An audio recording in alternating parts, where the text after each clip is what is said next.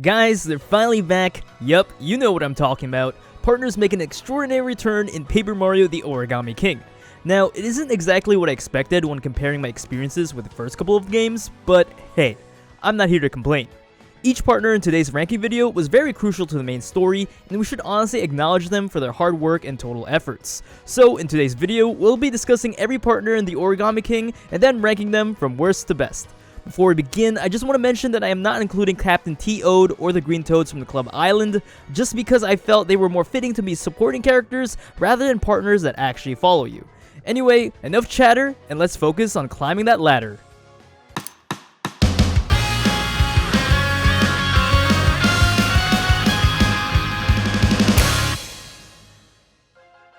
Starting off this list, we'll first introduce the dynamic party duo themselves, Spike and Bone Goomba.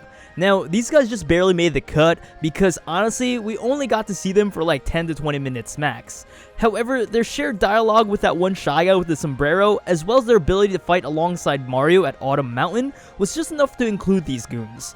Unfortunately, there isn't much after this though. While it's cool to see them fight, and it is pretty funny to see one of them actually forgetting the can opener, followed by a dude what the heck remark, there's just not enough oomph to push them any further.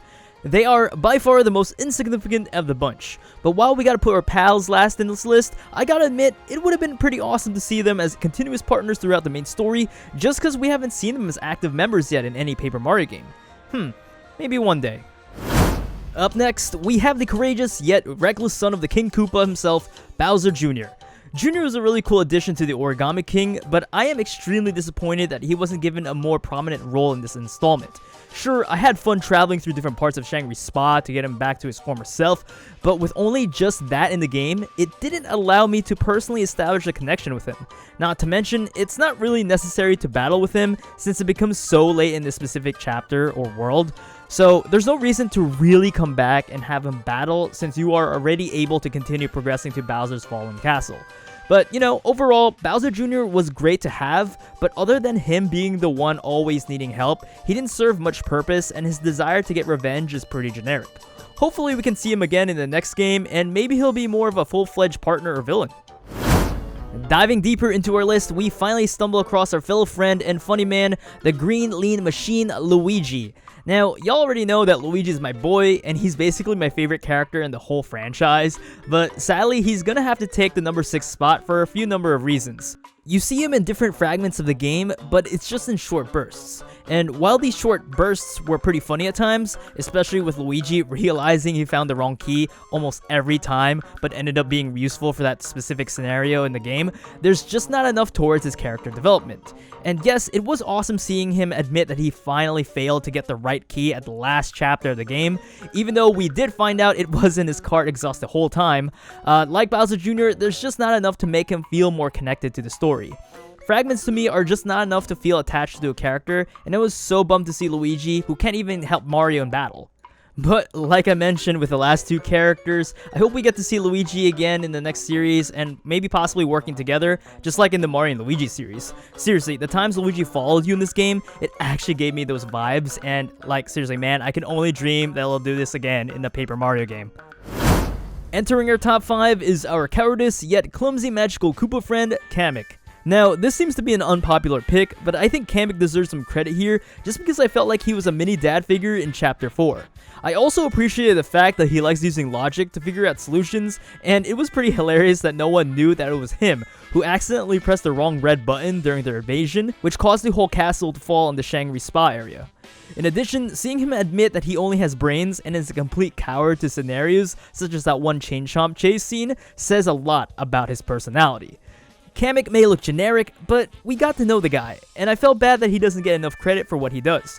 Also, hello, are we gonna disregard the fact that he did prove himself worthy by sacrificing himself during that volcano chase scene? Seriously, I give respect to the man. Like, damn, give him a promotion or something. Coming in at our top 4 is our intellectual companion that isn't so generic looking, thank goodness, is Professor Toad, with still a pretty generic name. Professor Toad is the most useful out of the bunch because he can actually do stuff in the overworld. And what is this stuff that you may ask? Well, he can dig things up with a shovel, which is, yeah, not the most exciting thing, but hey, at least he does something. Anyways, I like Professor Toad for his motivation in solving the Sun Altar mystery and for finding out the truth about the mysterious Captain T.O.'d. He also had moments too, such as learning to keep his ground when the towers move after activation, and for honestly being a skater cat. It goes to show that he is still a normal Toad deep down, but with a deep desire to keep on learning. Despite being scared though, pretty much the whole entire time while navigating through the Temple of Shrooms, the man can still fight, and I'm glad we got to see him solve the mystery and meet the captain. Best of luck to him and his future studies. At number 3, we finally get to talk about Bowser, who was, funny enough, a damsel in distress for the majority of this game.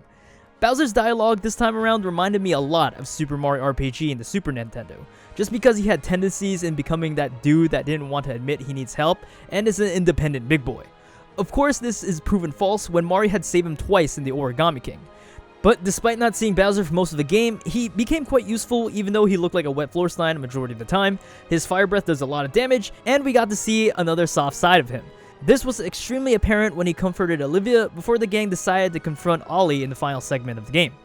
Again, it's not too rare to see Bowser express caring emotions, but it definitely doesn't happen that often.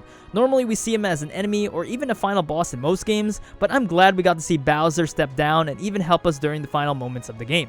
Bowser is definitely a good guy at heart. At second place comes in our beloved companion that we won't ever forget, Bobby the Bob-omb.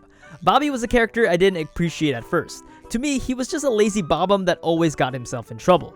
However, as I progressed through the Autumn Mountain, Chestnut Valley, and of course Shogun Studios, I developed a liking towards him. He became a really cool friend to be around with, and we figure out that his amnesia is no flake. This little backstory continues after Olivia gets crushed by a massive boulder before we get this scorching sandpaper desert. Bobby basically saves the day after remembering his past and tells Mario what he must do to save poor Olivia. It was definitely an incredible yet emotional moment after finding out what Bobby's true intentions were after the duo retrieved the suitcase from the Princess Peach ship.